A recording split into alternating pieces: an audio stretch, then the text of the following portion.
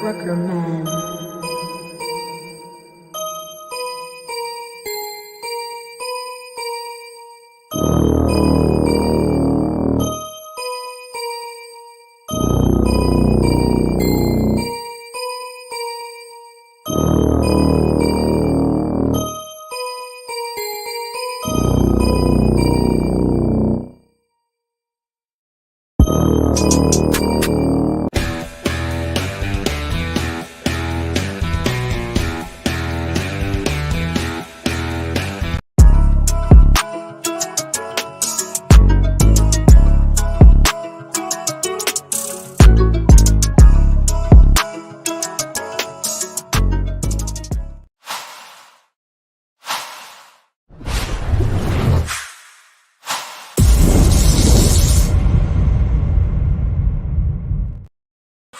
And we are live.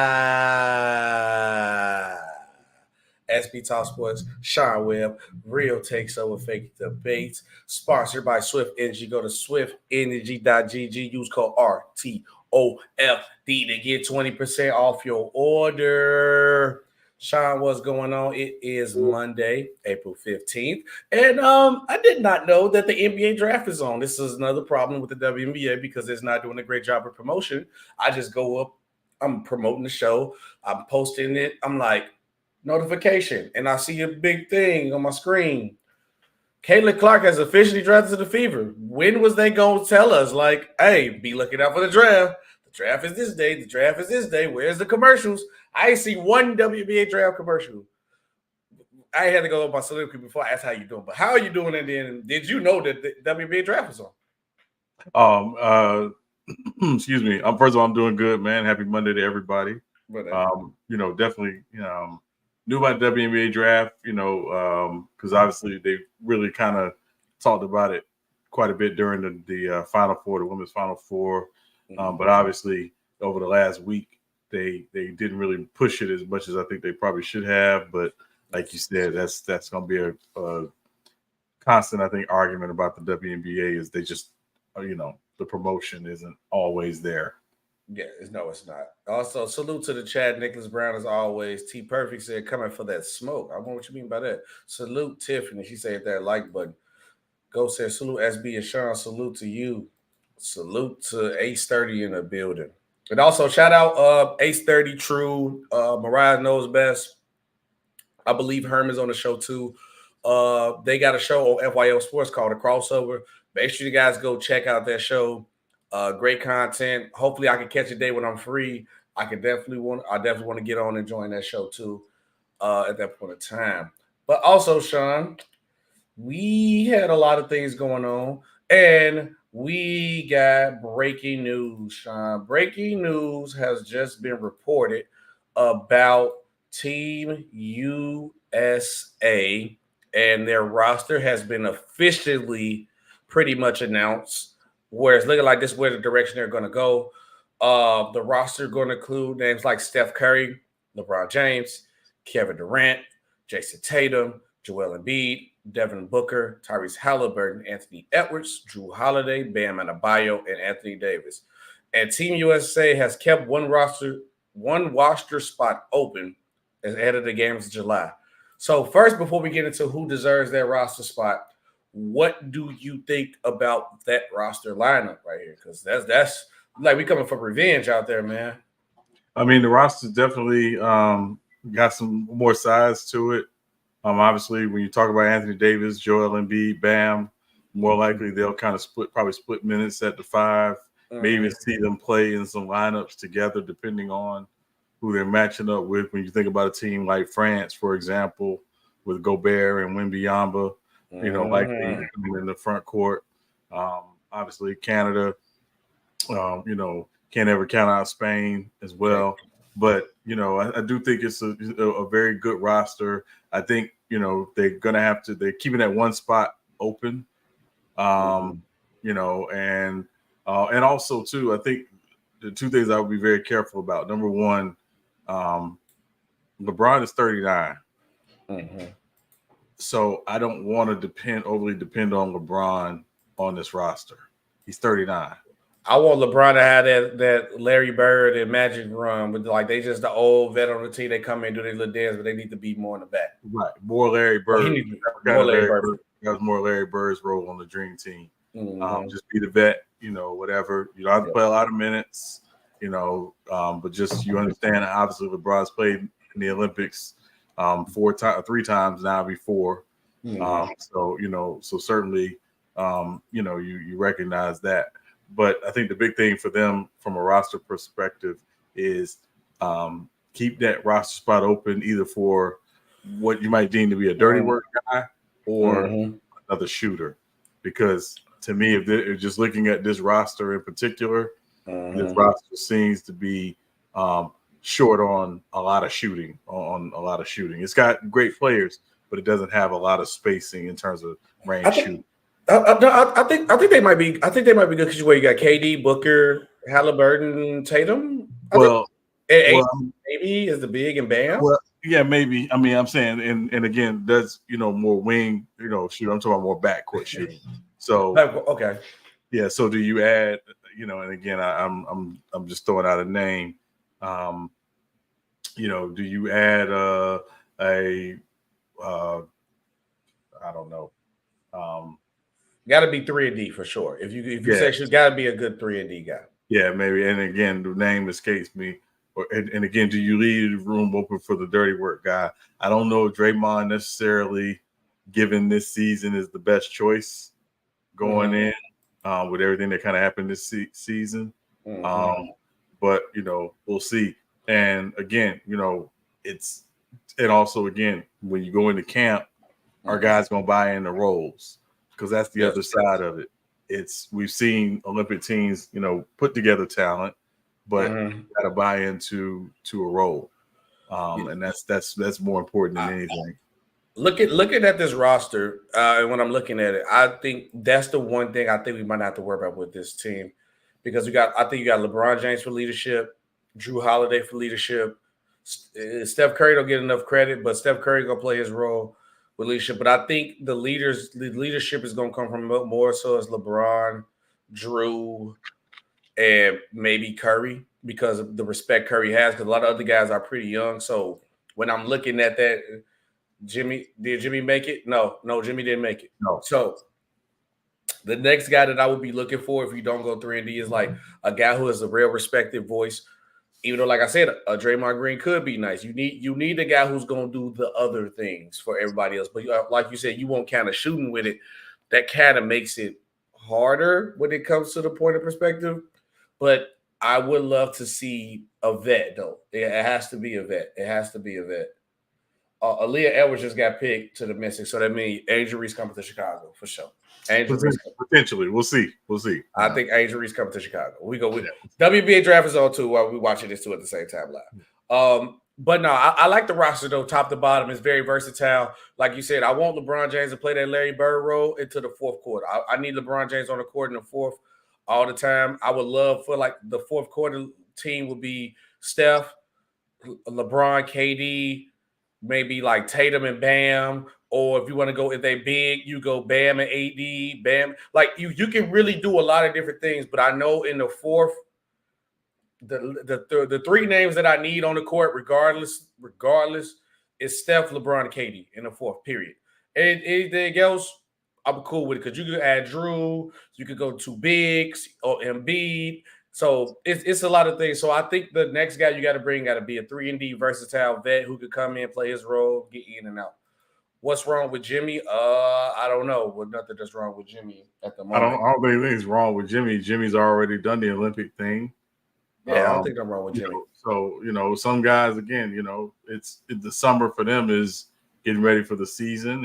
And again, if you've dealt with injuries, as Jimmy has the last couple of years, the Olympics should be the last thing on your mind, to be honest. And again, honestly, like for Embiid, I don't think Embiid should be on the roster, not because Embiid can't play, but he's from. Well, no, the injury thing is the biggest issue. Is just I don't want more wear and tear on him in the Olympics, potentially. So yeah, I don't. Which is definitely a possibility. Would it be for sure? Because I know what they got in B, because you need at least one post presence guy when you go against those bigs in France. I think Spain, I don't know no more because the Gasol brothers are gone. I'm about to do my research again, but I think they got big body steel down there too in Spain. And then you got Canada. Canada is real now. Dylan Brooks, SGA, Jamal Murray. So they got versatile guys too. It's not going to be a cakewalk for these guys for sure. I didn't not by any stretch. Not by any stretch. But speaking of LeBron James, LeBron has broken another record, Sean, which we know to nobody's surprise. LeBron he set a mark, not a broken record. He's the only person to do it. Right, yeah, he set a mark. Yeah. Record-breaking career achievement, I should say. 40,000 points, 11,000 rebounds, and 11,000 assists. What does this mean? And for basketball-wise, legacy-wise, the legacy of basketball. And also, then what does this mean for LeBron's legacy in general to do this? Because this milestone is kind of crazy, though. 11 is stupid. I mean, I know we get lost in the numbers and all that other stuff. It's a testament to his preparation, his ability to take care of his body, the fact that he's been blessed not to have any major injuries in his career. He missed significant time. And he's still playing great basketball. So, but again, and this is me, and I'm saying this is me. I know this ain't everybody. I don't judge LeBron on numbers. I never have. When you're in that conversation that we obviously, hear all over the place, the numbers are not what puts you in that conversation. No, that's true. And so again, at the end of the day, but it is an amazing achievement. And again, it's a testament to health and being blessed with, longevity and, and again, the ability to still play at a very, very high level. Yeah. Now, for me, this is outstanding for like LeBron basketball wise in general, just to see a player to do this, because which is going into our next segment. It's like, this is going to change the dynamic of longevity, and I'll get into it next point, because that's going to be the next point. But I think for the legacy of basketball and for the future-wise, it's set a lot of standard for the next guy who is the guy going up into the league. And when you want to get into that GOAT conversation, now it's like, because LeBron, Jordan, and Kareem all did different things and different dynamics to put them in that GOAT conversation. So unless this next guy who's going to be, because it's always another guy, it's always going to be another guy, what direction he's going to take to become the guy in the GOAT conversation. Because Jordan did things 6-0, dominated his era of basketball, took the basketball to another level. Kareem being great from start to finish. LeBron, statistically great of all time. Hold on, wait, just the sky's on the clock right now. Let's see who they pick. I'll tell you. You would just tell you because they already just in. Oh, yeah, Andrew Reese. Let's go. The Bayou Barbie is in Chicago. The rebuild is in. We get another chip. The rebuild is in. She'll fit right into Chicago, how her attitude is. I ain't gonna hold you. She act like a couple girls out of Chicago. Act like a couple of my cousins too. She went to the perfect place. She gonna fit right in attitude-wise. She gonna fit in right in attitude-wise. But back to my point. Shout out Angel Reese and Cam Bowles are coming to the Chicago sky. But I just think like LeBron changed the dynamic for what you look at and greatness from his point of what his journey was. So I can't wait to see what the next guy does to do that, because now what is it? What you gonna have to do to be put in the GOAT conversation? Is it gonna be going undefeated in the finals?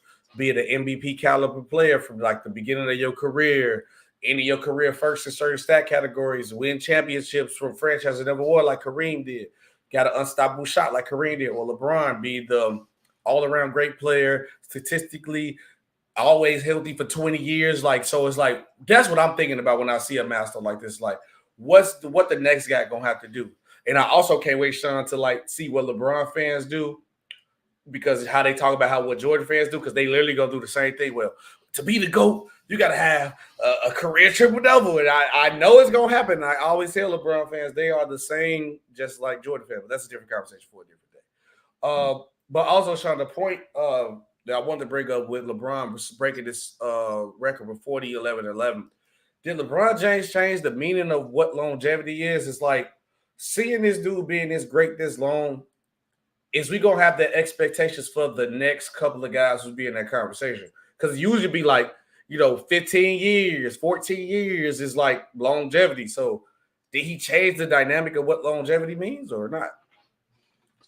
I mean, again, I think I don't hold. So what I think the problem we make a lot of times, SB, is we hold guys to a standard that only one person can get to, right? There's only one Michael Jackson. There's only one Prince. There's only one Michael Jordan. There's only one LeBron. There's only one, you know what I mean? So I think at the end of the day, a guy has to set a standard for himself in terms of what he wants for his career. Mm-hmm.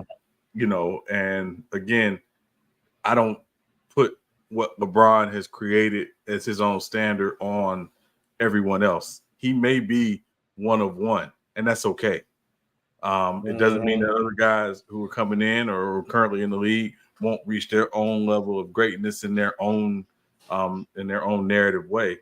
But ultimately, what LeBron is doing is great.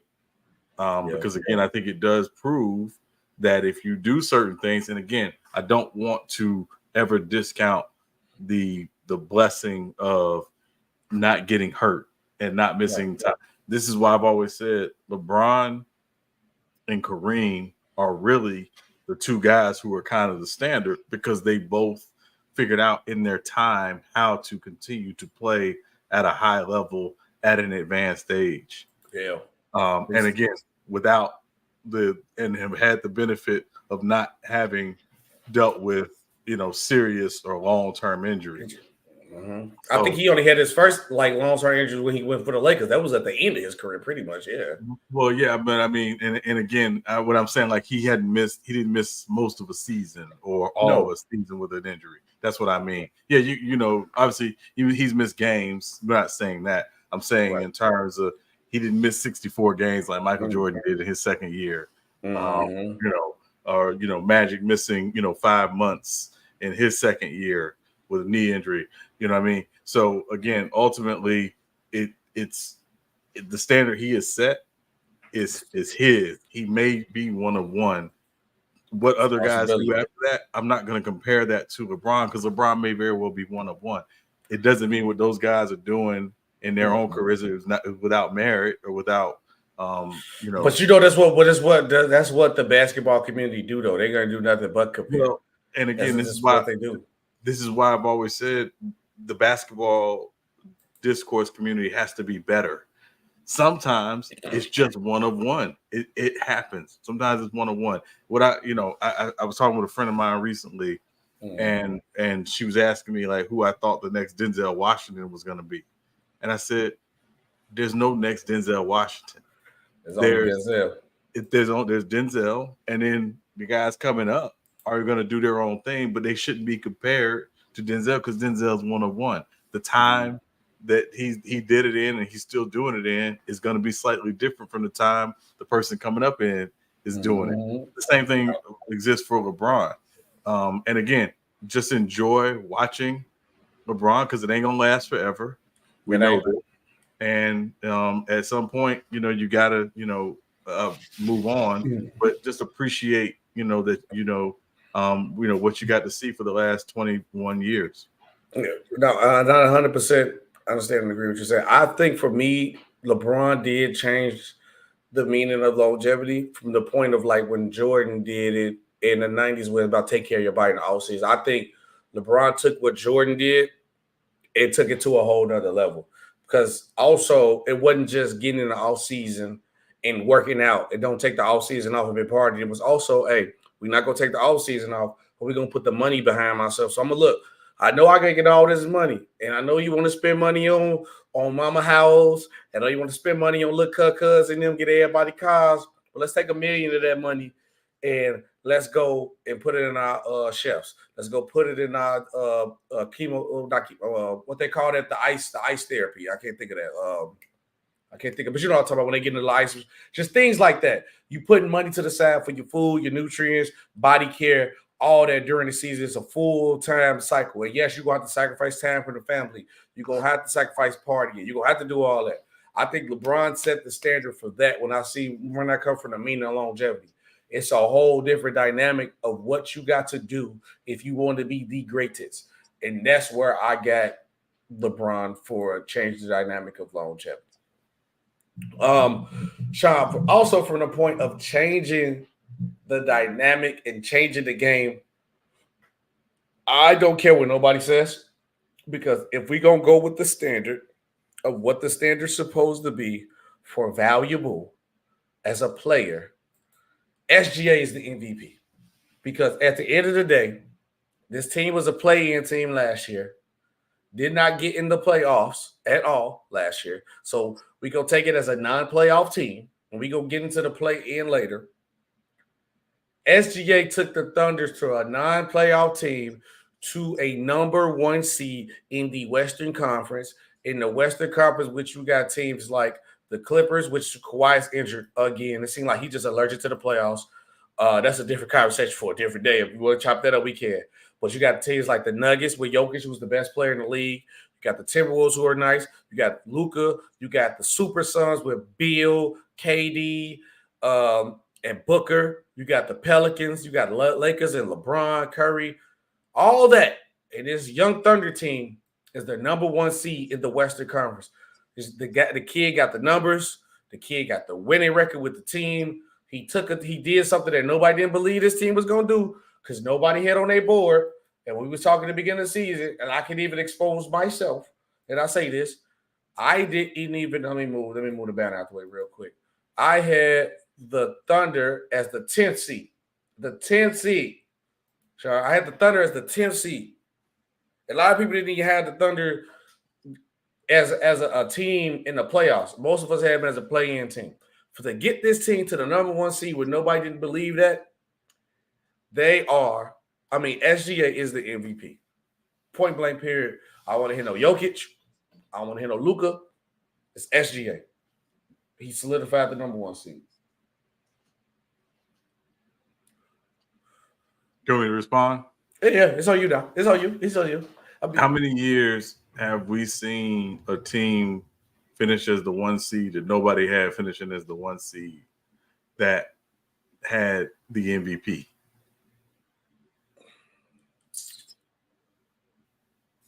The Bulls.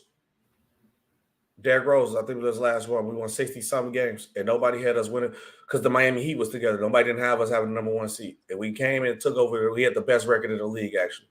Derrick Rose, for sure. Okay. I'll even go back even further. Okay, let me ask you this question then. Same question, but what was the last number 1 seed that nobody had as a number 1 seed that had a great player that did not win the MVP? I couldn't tell you. So again, let's look at Phoenix a couple years ago. They were the number 1 seed. They had Booker and obviously Chris Paul. Did anybody before the season have them as the number 1 seed in the West? No. No. Because everybody was on the Lakers because they had put together all this old talent that everybody was getting hyped about. And if it had been 2012, it would have been a different conversation. It was 2022, and everybody went nuts for whatever reason. Utah with Donovan Mitchell. They were number 1 seed. Nobody had them as the number 1 seed for the season. He didn't win the MVP. But my question is this, though, but even that point could be true, but is SGA putting up MVP numbers too, though? Is the players that we asked, was they putting up MVP numbers or regular numbers? SGA numbers is ridiculous. The problem is, and again, this is the problem with the MVP. What are MVP numbers? We don't even know what the MVP really is. And when I say we don't know what the MVP is, we don't know. There's no definitive way to say this is what valuable means in MVP. So if you can't define that, and if you can't lock in on that, then MVP numbers don't matter. That's true. So that's my whole point. Again, I think what it comes down to is, and again, every single year, the needle moves. Right? We don't know what it's going to be that year. Some years it does go to the best player on the best team. Some years it goes to the guy who's had a great career but hadn't won yet. Right. Some years it goes to the guy that does something that we've never seen done statistically or otherwise. And that's been the majority of the last couple of times they've been sneaking off. That's how Westbrook got his. That's how Jokic got another one of his that we could be questioned. Because my point is this, though, Sean, like the inconsistency making the problem. Because it's same inconsistencies. That's the problem with these awards. Why people was arguing when we should get DPOY. And if I looked at people they asked, and I talked to some people who had Wemby as DPOY, and I asked who your MVP was, they'll say Jokic, or they'll be like, you know what I'm saying? I'd be like, if Wemby is your defensive player of the year, Luka Doncic is by far the MVP of the league. Then, if that's the case, if you just going off the numbers and what the player does, is Luka. But Luka ain't got none because they tell me that the Dallas ain't winning enough.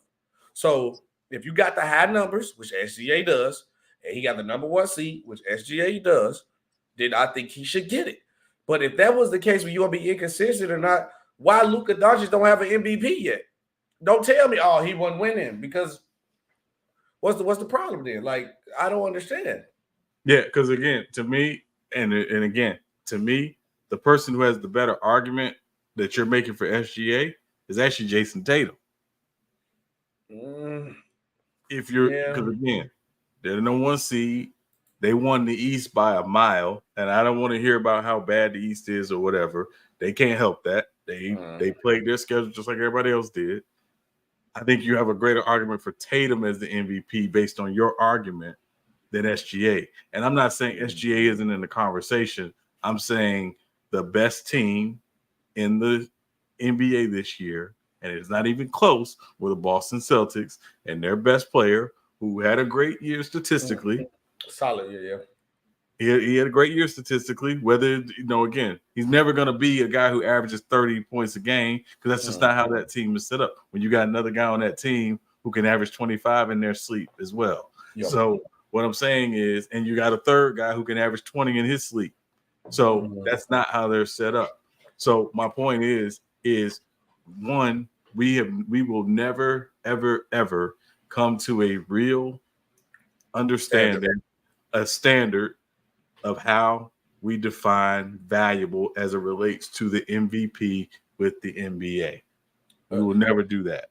But compared to this one for SGA, if you could look at Tatum, you could look at Jokic, and even Luka at SGA, who got the least help on their team? Again, my argument this year would be Joker, because their second best player missed 20 plus games. Nobody on the Thunder missed more than 11. None of their starters missed more than 11 games. So I'm saying, and again, this is not a crap on SGA. I love SGA. I think going to the situation he went to when they were basically tearing it down from the KD Westbrook years and what they built it back to, he has been obviously at the center of that. But I also don't want to discount Chet. I don't want to discount how they fill that roster out. They got a very young, athletic team. They play team ball together. They move the ball very well. So I don't know if he's necessarily going to get all the credit for that, because everybody's going to look at the sum total of their parts. Yeah. And again, we're talking about Chet again, potentially as an all-star in the next couple of years. So maybe next year for sure. Maybe next year, depending on, where guys move in terms of, free agency in the West. So again, I think he's in the conversation. I don't think there's a definitive MVP this year. I think there's 3 or 4 guys who, if they got the MVP, I'd be like, you know what? It is what it is. I didn't that, and there are seasons where that happens. And again, I'm gonna go back to 1990, just because that's the first one that comes to mind. In 1990, I thought there were 3 guys who could have won the MVP: Magic, Barkley, and Jordan. Any one of those guys could have won the MVP. It ended up going to Magic, ultimately, and it was a tight, very close MVP race. But if Barkley or Jordan had won the MVP that year, it wouldn't have been. Wouldn't be a bad problem. And if you're the NBA, it's a good problem to have.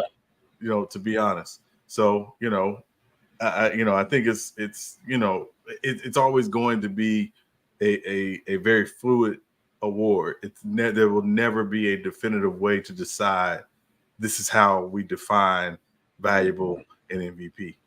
No, you're right. Hey, Woolish asked, do people still think SGA would be better than 2 or than the point? I feel like either one. SGA is just a good player, honestly. You just want him on the court because we seen him next to Chris Paul, did a great job. We see him at the point, man, this year did a good job. So it don't really matter. Either one is cool with me. I don't care. SGA is a great player. But also, Sean, here go another problem that the NBA have. Now, this one could be good or bad. So I see this article I want to talk about. Walking wounded. So obviously, the NBA added a new rule that if you're injured a certain amount of games or you miss a amount of games, no matter if you average 40, 20, and 10, you ain't gonna get an award if you miss a certain amount of games. So let's go through the list of players who could possibly be in an award conversation, but since they missed games, let me know if this is gonna be a bad or good thing. Should they change the rule or leave it the same? So these are all the players who ended the season ineligible for award: Karl Anthony Towns, Scotty Barnes, Jimmy Butler, Kyrie Irving, Darius Garland, Jamal Murray, Kristaps Porzingis, Donovan Mitchell, Trae Young, Bradley Beal, Evan Mobley, OG Anunoby, Julius Randle, Chris Middleton, Desmond Bain, Joel Embiid, Zach LaVine, and Ja Morant. It's all on the list. Now, looking at that list of players, do you think the rule that the NBA implied was a good thing? Yes. Why? Yes. Because it's just like a normal job. Why, if you show up to your job every day, understand, you may have a sick day here and there, but you show up to your job basically every day and you do your job, should you get the same bonus as the person who only shows up half the time? No. The same thing applies, I think, with sport. And again, injuries, yes, is the unfortunate part of the game, right? We understand that. But at the end of the day, now, especially given the incentives that are tied to awards, I think it was one of the best things the NBA ever did. And also, again, if you're a player and you're one of those guys who, normally would be in contention for those postseason awards, it gives you a little more incentive to say, you know what, I might be sore, but I'm playing tonight. I'm playing. You know what, my ankle's not feeling 100%, but you know what, I'm playing tonight. And I'm giving it a go tonight. So I have no problem with it. And again, I think 65 games, when you think and just think about it in the grand scheme of it, that's basically saying you got to play 3/4 of the game. 3/4. Three out of 4 games in the regular season. So I got no problem with it. I'm okay with it, and that's it. Yeah, I don't have a problem with it too, because when I'm looking at this list, the only real person that really was like maybe going for the major award was maybe Joel Embiid. So if out of a list of a lot of players, only one real player going to be. So I think this rule is actually doing more good than bad. And coincidentally, which is a guy who is out right now, he actually played a lot of games this year, named Kawhi Leonard, which I thought his name would have been on this list. But he actually tried to prove a point, and he's hurt again now before the playoffs because he's allergic to the playoffs. He's allergic to playing out in April. He just said, April, I ain't playing, But we're not doing that. I'm just saying, man. Every time April here, he get allergies, man. So I don't know what's going on, man. But I like the rule. I think the rule need to stay in play. like I said, if you go through a list of players and only really one player on that list is really like the MVP candidate, you did a good job. I think you did a good job, and I want the rule to stay intact. And we go see how everything else goes. Speaking of another thing, that you got another thing to say about it or not? Well, yeah, I was going to say, I'm sorry. I said 3 out of 4. It really, technically, it's 4 out of 5. We being bit technical, but yeah. Yeah. Also, we go on to the next one. Another thing that the NBA implied. Let's go ahead and talk about it. Does the NBA still need the play-in tournament? I have been 50-50 on the play-in tournament, Sean, because I just feel that if you got 82 games to solidify your spot. I have not been rocking for when it came in during COVID. I was cool with it.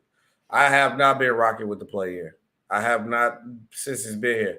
It's cool when the games I play because it get that little intense factor, but I'm just like, at this point, I don't think the NBA really still need it. I feel like what's the shock value of this 1 or 2 extra game really bring it to the NBA?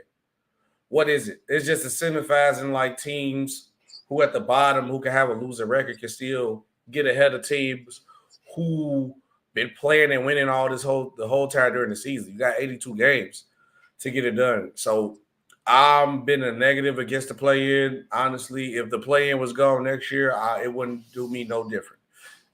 I watched the era of basketball where teams had to have 50 wins to be an AC in the Western Conference, and you had to make it happen during the season. Nobody cried boo-hoo that the team, the East got a team that got 39 or 40 wins in, and the West had to have 50. Nobody care about that. You got to play during the season and do what you're supposed to do. But I don't know. The play-in left, I wouldn't care, but it is what it is for me. I don't think the NBA needs to play it, Sean, in my honest opinion.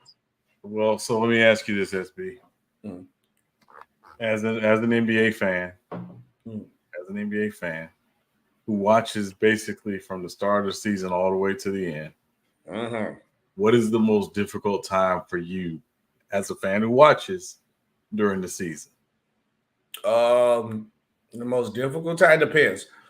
If you just talk about like as like a fan of like, because it kind of gets slow dragging around, like, you know, when the season first started, but then it's slow dragging in mid-November to December with the Christmas games coming. But like realistically speaking, tough time to watch after All-Star break. Because every game matters after that point. It's a tough push. You know, I'm a Bulls fan, so it's like I'm looking at it differently. So I say after that point, for me, it'd be tough because now every game matters. I'll be mad when certain players get injured or players don't perform. So I say me as a fan, it'll be tough for me to watch after All-Star break for sure. Right. So I would say just as a fan who watches a lot of NBA, the toughest time is right after All-Star break, those few days when there's no games. Yeah, true. Because you're like, man, I'm ready for games to start back up and blah, blah, blah. Right. So we got to talk different because my team sucks. So, you know, my team trash right now. So I'm looking at different. Well, no, I understand. Yeah. You know, listen, you should be, at this point, you should be used to it. But anyway. That's crazy. No, I'm kidding. No, that's a good question, though. But go ahead to your point. We got to answer this. Yes. So I think 2 things. I think one, what the play-in has done has essentially made the last month of the regular season far more relevant for those teams that would normally look at the standings and say, you know what, we don't really have a chance here. Right. I think it's made guys and teams really step up and say, we definitely want to finish in that top 6 so we can avoid the play-in. So I think from a competitive perspective, whether it's an unintended consequence or not, sometimes an unintended consequence can be a good thing. So I think that's the first thing. I think the second thing is done from a competitive standpoint because, again, let's think about the month of March because that's really the last half of March and early April. What's going on at the same time of the NBA season? You said March and April? Football, right? Football still going on. Well, no, March Madness. March Madness. I'm sorry, March Madness. Now football's over way before that. I'm sorry. Yeah. March Madness, yes. So if you think about it just from a competitive watch standpoint, I think the NBA had to do something to make sure they didn't fall completely by the wayside during March Madness. So again, if you got games on during March Madness, I know me, I'm flipping channels, and flipping games during March Madness a lot of times. But also, I think again, it made teams take the regular season just a little more seriously, even if it was just 10% more seriously. Because what you don't want, and let's think about, and I just let's look at Sacramento for example, right? Sacramento was the 3rd seed last year, coming in playing team. Yeah, they're a playing team now, and we would largely say they're a playing team because they were in that 4 or 5 conversation through a good portion of the season. They had some injuries, and now they've fallen into the play-in situation. So so again, do I think the play-in is perfect? No, but I do think it has offered, at least from a competitive standpoint, a more competitive league for a much larger portion of the season. Because again, before the play-in, teams that were 9, 10, 11 and looking at the standings and saying, hey, we don't have a shot here to make the top 8. Now they feel like, hey, listen, at least with the play-in, we give ourselves a chance. If we have a great night and beat a couple teams, we could end up in the playoffs. And also, let's look at just last season alone. 2 play-in teams in the play-in made the conference finals. Yeah, the Heat and the Lakers. One of those teams made it all the way to the NBA Finals, which was the Heat. So I think that shows, at least to a certain degree, that there is some value to the play-in. Now, again, is it perfect? No. But I think there is some value to the play-in. And again, I think the other thing too is just to consider, maybe it's not something they need to have every year. Maybe it's something based on, let's say, if the 7 through 11 or 10 teams finish within a few games of each other, maybe you have it. But the 17 is, 14, 15 games ahead of the 10 seed, maybe you don't. I don't know what the answer is, but I'm saying I think it does have great value. And the last thing, SB, I'm sorry. This is the one time of year that the NBA actually gets to have a March Madness feel. Because during the playoffs, you don't have that, with the exception of Game 7. So when it's win or go home, potentially we know competition tends to ramp up. Guys tend to be like, we're not ready to go home. We're trying to get some more checks. So I think that part of it matters. Need them checks. So I think that's the other thing too with the play-in. We're going to see more than likely 3 really competitive games, this play-in, possibly 4 over the next 2 nights. And we'll see, 2 more, a few more the next night. And I want to get into Go James' question right here. He said, if you had we had the vote on it. If we go, would you rather have the play-in tournament or the in-season tournament? Play-in easily. I think play-in too. Easily. Because we really don't know what the value of the in-season tournament or the in-season tournament trophy is, because it's going to take years for it to get this true value in. Play-in tournament, you play in to get into the playoffs. So I'm going to go play-in for that too. Yeah, I'm a candidate against the in-season tournament too, but I understand the in-season tournament is for, like I just said, like the draft time of the season when it's like that November, like mid-November to early December until you get to Christmas. It does kind of get a little dry during that time, and you're competing with football too, which NFL is dirty. If you didn't watch our show before, the NFL is trying to play on Christmas too. They petty, but that's a different story for a different day. So yeah, I'm gonna go play in for sure. Yeah, Woody's got a good question. Okay, let me see what Woo said. Woo said, do the teams that lose and don't make the playoffs in the play-in in the lottery? I'm sorry. End up in the lottery. Yes. To answer your question, yes. If you're not in the top 8, if you don't make the playoffs, you automatically go into the lottery. Yeah, you automatically you go to the lottery, Oh, to the next one. Since we talking NBA play-in, let's go ahead and get into it. Play-in in the West. We got the Lakers versus the Warriors, which the winner of their game will be the 7th seed. We'll have to play the Denver Nuggets. Then Golden State versus Sacramento will play, whoever to win this game will play the loser of that game. So, question for you, Sean. First play-in game, let's break it down. Who you got, the Lakers or the Pelicans, and why? I have the Pelicans. Although I think it's going to be a very competitive game, I'm just taking the Pelicans just because they're at home. Yeah, so I'm taking the Pelicans tomorrow night. I'm just taking the Pelicans. I told you just before the show. I got the Pelicans, but I think the Lakers are going to lose on purpose because I don't think they want to play Denver. I know you said it was. I know before the show you said they think it'd be done for them to do that because they got an extra game.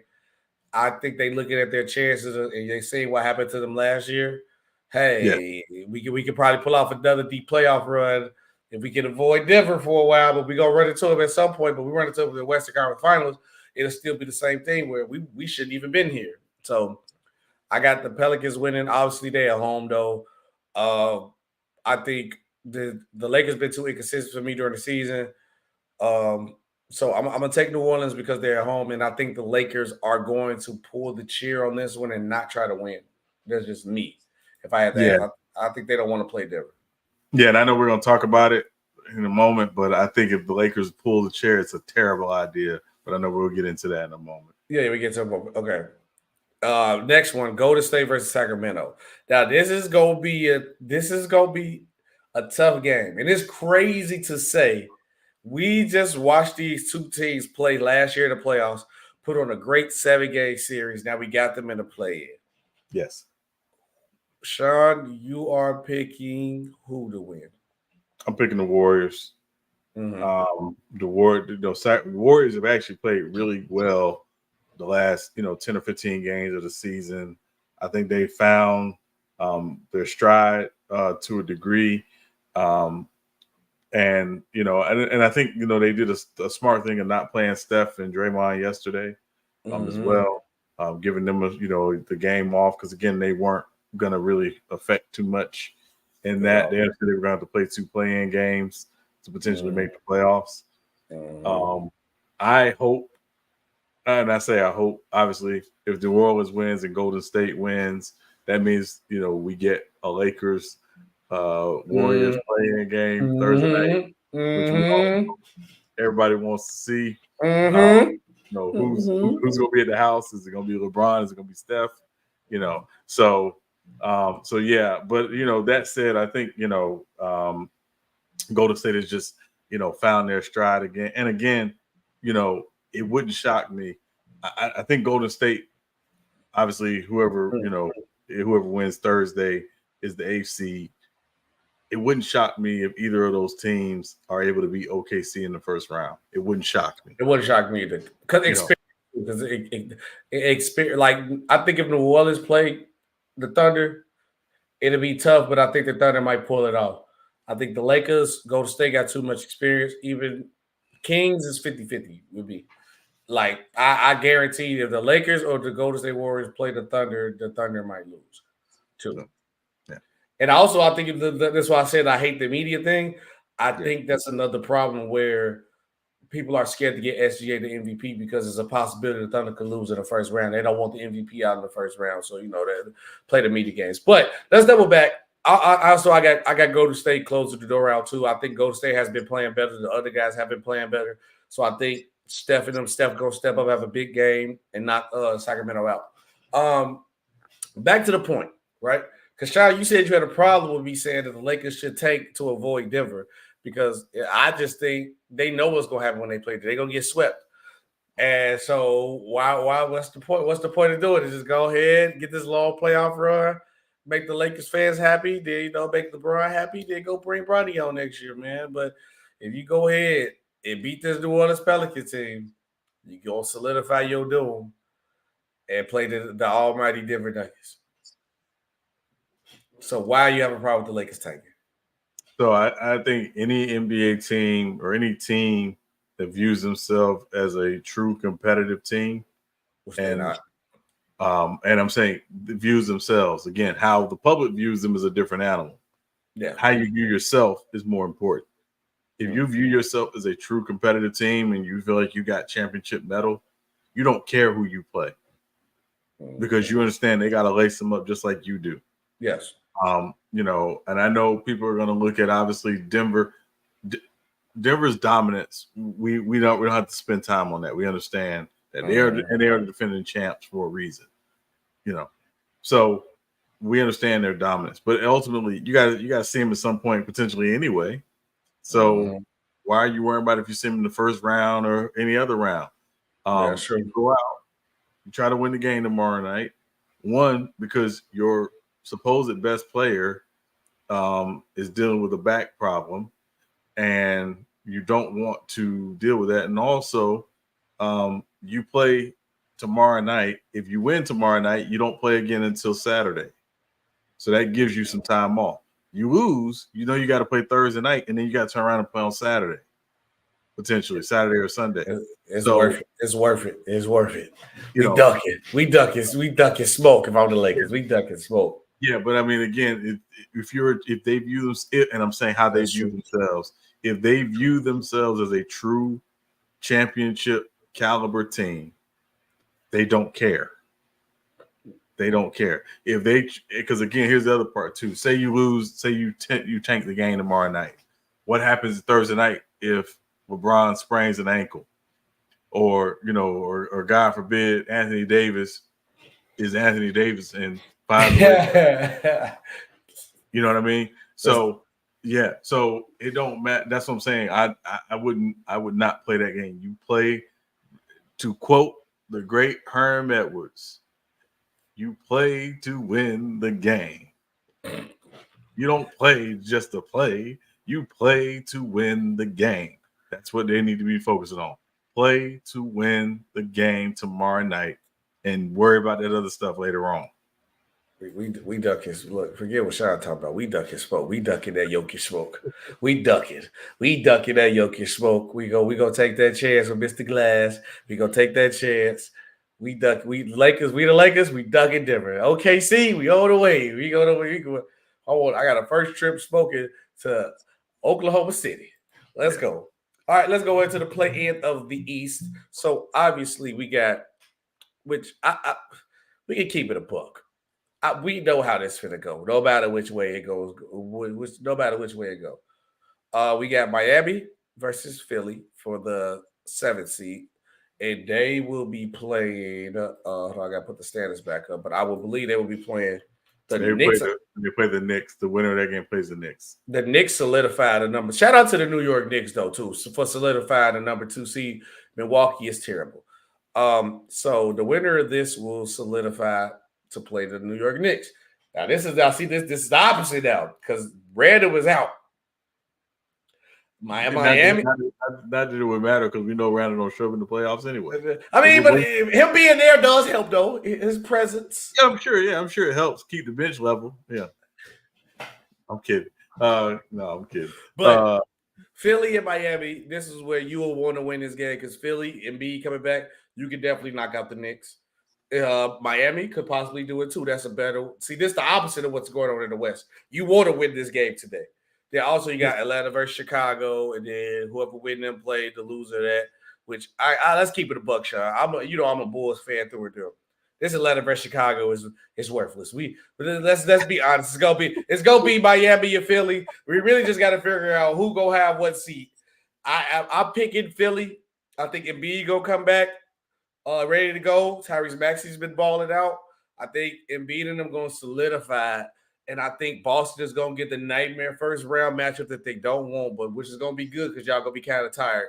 But Boston going to get Miami in the first round, and I think they going to hate it. But that's me. Atlanta, Chicago don't matter. Atlanta, this is just an extra paycheck for Kobe White and Trae Young. So let me say two things. Number one, I don't think Miami or Philly care if they see Boston in the first round or not. And when I say that, that's not disrespect to Boston. But again, Miami generally plays Boston very well in the playoffs. The last, 2 times they played in the playoffs in the Eastern Conference Finals, it's gone 7 games. Obviously, these teams are made up a little differently now, so I'm not putting all of that completely on, how the series would play out potentially. But obviously, if you're Miami, and again, to me, tomorrow night, if you're in the 7-8 game, you want to win because you want the extra time to get yourself ready, to get yourself all to be off. Philly needed more for sure. Right. So ultimately it doesn't really matter. But that said, obviously I am a Heat fan. I think we will win the game tomorrow night, or excuse me, Wednesday night. And again, but I think it's gonna be a very good game. And I think we both understand, unlike the West, both of these teams should, without question, be in the playoffs. Atlanta, yes. Chicago, neither of them are playoff teams. We get it, whatever. So both of these teams should be in the playoffs. But if you're Miami or Philly, even if you lose tomorrow night, you're not going in to the next playing game worried about, playing Boston. These two teams, again, don't fear the Celtics like that. And again, I'm saying Miami more in particular. But also Philly, a different story. Philly took them to 7 games last year as well. Remember, they had them up, 3-2, obviously, but they also had the certified nursing assistant as the head coach. They don't have that anymore. He's gone, to another job that he stole, and ultimately, if you're Philly, you're not gonna worry. You gotta, ultimately you gotta show up and play, and that's it. By the way, Tiffany said the Bucks lost on purpose. The Bucks lost on purpose to play who then? The Pacers? Yes. I don't think that's the good reason to lose on purpose. The Pacers been giving them work this year. Yeah, I mean, if the regular season is any indicator, the Pacers should win this. Well, we'll talk about that on Friday. We'll talk about it on Friday. But I'm like, I'm just saying, if they lost that series on purpose to play the Pacers, that was a bad idea, because the Pacers been giving them trouble all this season. But you would think, yeah. But for me, I got Philly beating y'all. I got Philly versus the Knicks first round, and then I got Miami closing it out. It's gonna be sucking. Charlie gonna have no rest, but Miami go. That's for me. And also, we gonna do the playoffs on Friday, because this is getting to that point. So we're gonna do the playoffs on Friday. Be prepared. Be looking out for that. But let's go on to the gridiron, man, because a star receiver has just got that cha-ching, that money. Devontae Smith signs a 3-year extension for worth reportedly $75 million. I like this signing because you gotta solidify those weapons for Jalen Hurts. You got Saquon back there. You got AJ Brown, and I got Devontae Smith. I think you got to solidify that guy up. So I think this was a great signing, well-deserved signing for Devontae Smith for me. So I think two things. One, obviously, is smart on the Eagles' part to do this. One, because you got out in front of the market. And what I mean by that is CeeDee Lamb, Justin Jefferson, Brandon Ayuk, Amon-Ra St. Brown, all of these guys are going to be looking for extensions, and they're likely going to be looking to reset the market, particularly CeeDee Lamb and Justin Jefferson, definitely. You also got T. Higgins, who wants his money, but he's probably going to put on a franchise tag this year. And also, Jamar Chase is extension eligible. I don't know if Jamar is going to get an extension this offseason, but he's also extension eligible. So a lot of times when NFL teams do these deals, they're doing them, particularly now, you're doing it because you're trying to get out in front of the market. Yep. So it makes sense to do it. You got $51 million guaranteed. Obviously, he's coming into his fourth year next year. And he's got the 5th year extension, the 5th year option as well. So it's a smart deal for the Eagles. It's probably structured to be very team friendly in terms of the cap. And definitely because the big thing people talk about, look at the money. It's not the money, it's the cap hit. Because again, that's how the salary cap is ultimately determined. And if you're willing to write a big check, I'm guessing he got $51 million guaranteed. I don't know how much was guaranteed at signing, but I'm going to guess probably at least half of that was guaranteed at signing. Keeps the cap hit lower. And so smart move on their part. And if we're being honest with, Saquon, obviously, with A.J. Brown, with Devontae, Dallas Goedert, who's one of the top tight ends in the NFL as well, they might have the best skill position group just in terms of overall skill position, starting skill position in the NFL. No slight to anybody else, but they are that good. Hey, I want you to comment who your team is. He said we need to lose 100%. I bet he's a Lakers fan. I bet he's a Lakers fan. Probably going to say he's probably a Lakers fan. I told you got to duck that smoke, but no, I think y'all got to stop doing that.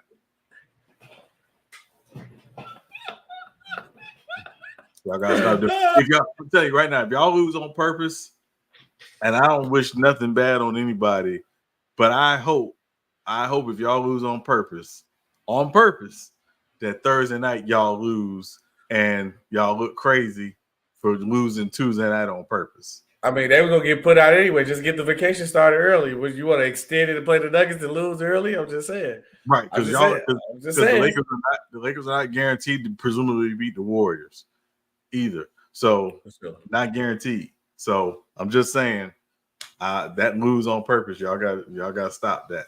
Okay, but speaking of another top wide receiver, Brandon Ayuk agent refutes the reports that Brandon Ayuk wants to trade from the 49ers. Mm-hmm. He already, because once they reported it was like, yeah, his agent literally commented and said, y'all need to find a better source. He retweeted. Yes. Let's say this. Brandon Ayuk does not want to leave the 49ers. He's saying, if you don't pay me, then trade me. That's all he literally is saying. It's only y'all. Why do y'all not understand what the problem is? And y'all try to make it say like, oh, Ayuk don't want to be a 49er. Ayuk has been the problem. They try to make him see like, you know how they do when you don't want to play ball the way they want to play ball? They try to make it seem like you just being a bad apple to the team and you just want to be out there. No. He said, pay me or trade me. No, don't try to make it seem like Ayuk is this bad. No, it's not that. He's not knocking on the door and say, I don't care what you offering me, trade me. No. He said, pay me what I deserve. Look at the numbers that I put up. He already talked about this on Club Shay Shay. So this is why I understand why these reports are still coming out. Again, y'all got to do a better job, y'all. He literally said, pay me or trade me. Pay me what I am deserved. If you don't want to pay me what I would deserve, please let me go to another location that will. Why is that so hard to understand for people, Sean? I mean, again, it's clickbait. It's easy for fodder. And it's really lazy reporting. Because again, what he has said is, if y'all don't want to pay me, you can trade me. That's it. He literally said, "Look at my numbers." Yeah. I think I earn. People gotta understand, like you got to pay the piper at some point, bro. NFL teams, y'all can't be cheap, bro. The man putting up numbers. All 49ers, we in salary cap hell.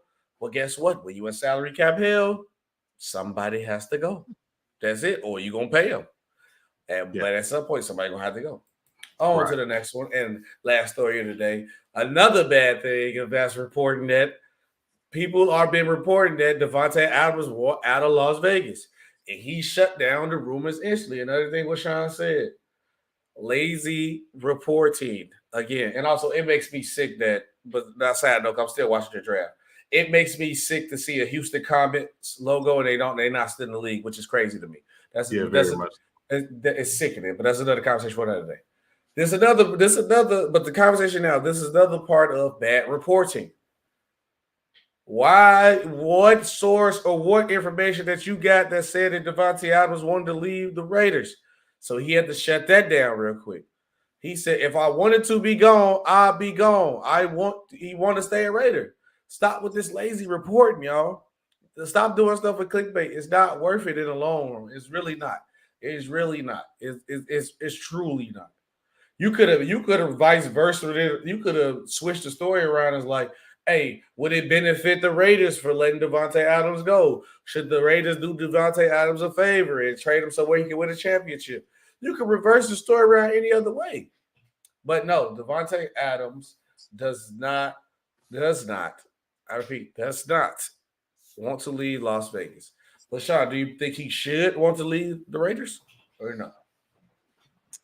Excuse me. So, I mean, I think, two things. One, you can want to a guy that should or would or could lead the Raiders or whatever, blah, blah, blah. I think it comes down to two things. Number one, where he goes is not guaranteed to be a better situation for him and his family, right? Yep. That's the first thing. The second thing is again, one of the reasons why he wanted to go to the Raiders was because of Derek Carr. Right. Obviously, Derek Carr is not there anymore. He's yours quarterback right now. Well, yours is relative. I mean, I have to deal with it, but it is what it is. Point is he went there big part because of his relationship with Derek Carr. Like, he wanted to reunite with Derek Carr, but also remember the other reason why he wanted to go and wanted to leave was because of the uncertainty with Aaron Rodgers' future in Green Bay. If Aaron Rodgers wasn't going to be in Green Bay long term, he didn't necessarily want to stay. So I think, I think obviously, when we talk about or Devontae Adams, we know he's one of the best receivers in the league, been one of the best receivers of the last, 7 or 8 years in the NFL. What he wants, he should get. If he wants to stay, then he should stay. If he wants to go, then he should go. But again, go somewhere where it's going to be a better situation, right? Or where you presume it's going to be a better situation. And I think anybody, and again, it's not to slight who they got, but let's say, and I'm just saying hypothetically, if he was on the block and you were the Texans and you were going to choose between him and Stephon Diggs, Devontae Adams, you would have taken Devontae Adams easily. So there's that part as well. And again, ultimately, it really comes down to, what he wants for his career. And obviously, he wants to stay in Las Vegas. I'll definitely. Yeah, look, people forget about that too, Sean. Like, people just think it's like Madden, but you just trade everybody. Nah, bro, I done moved my family here. I got my kids to school. I ain't trying to move again. I ain't trying to move if I don't have to again. I'm really not. But that's the show, guys. Appreciate everybody watching. Appreciate Swift Energy for sponsoring the show. Use code RTOFD to get 20% off your order when you order. Episode 68, Sean, do you have a player or do you have anything involving the number 6 or the number 8? I don't have a player right off. You got somebody? Not for 68, though. I'm ready for the Friday's episode because my answer would be Dennis Rodman. Well, you know what? Let me see. So there was a guy, Joe DeLemelure, who played in the 70s. I'll shout him out. He's a Hall of Famer. He actually was on the Electric Company. And if you don't know who the Electric Company is, the Electric Company was the offensive line that blocked for O.J. Simpson when he got to 2,000 yards. In 2003 yards in 1973. So Joe DeLemelure will be my jersey choice, 68. 68. I can't know what T Perfect said. Jordan is one of the only 2 players in the league history you can make a statistical argument for being a top tier offensive and defensive player. He has a top 2 resume. He's the GOAT object. I mean, yeah, but it depends on what you value in your GOAT conversation too. But I'm about to do a little bit more research on 100 top 10 offensively for sure. Defensively, I'm about to do my research. That's debatable. Top 10 defensive resume of all time. I don't know. That's debatable. For me, no, I don't have nobody at number 68. This is kind of bad, but I'm gonna take the number 8 out of that one. Obviously for Kobe Bryant, and he dropped 81 wearing a number 8, and that's what I'm gonna take. So that's 3 8s in that situation. So I'm gonna take that one. Yeah, but that is a show. Appreciate you guys watching. Catch you guys on Friday. We will do a playoff breakdown of the upcoming playoffs. Obviously, shout out to the WNBA draft too going on live. Shout out to the Chicago staff for getting Cambosa and Angel Reese. We're going to be back at it again. And Angel Reese and Cambosa better be on the team for the whole year, the whole time. I don't want to hear no excuses from nobody. Chicago Sky, we back at it. Look, they might need to go ahead and I'm about to get back on 2K, man. They put them on the game, man. I'm about to go get right. But man, appreciate you guys watching as always. This has been Real Takes Over Fake Debates. SB, Sean Webb. See you guys on Friday, and we are out of here.